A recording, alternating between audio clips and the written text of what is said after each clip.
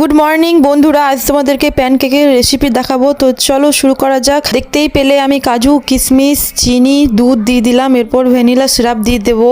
এরপর এটাতে ময়দা দিয়ে দেবো। আমি আটা ইউজ করছি না, এটাকে গোটাটাই মিশিয়ে নেব, একটা ব্যাটার তৈরি করে নেব। তোমরা এর সাথে কলাও মিক্স করতে পারো। এরপর একটু তেল দিয়ে এপিট ওপিট ভালোভাবে করে নেব। এই দেখো আমার প্যানকেক রেডি। ছোট বাচ্চারা স্কুলে টিফিনের জন্য খুব ভালোভাবে খাবে, টেস্টি অথচ হেলদি। বাড়ির খাবার, আটার, রুল ময়দারও না। অনেকে রুল ময়দার করে, কিন্তু আমি রুল ময়দার করিনি। কাজু, কিশমিশ, কাঠবাদাম, যতগুলো ড্রাই ফ্রুটস আছে তোমরা দিতে পারো, হেলদি হবে। তো ভিডিওটা কেমন লাগলো জানিও। শেষ পাতে একটু মধু ছড়িয়ে দেবে, আরো টেস্টি লাগে খেতে।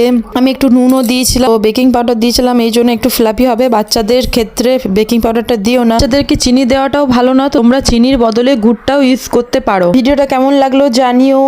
দেখা হচ্ছে পরের ব্লগে। এখনকার মতন টাটা। আরো নতুন নতুন রেসিপি নিয়ে তোমার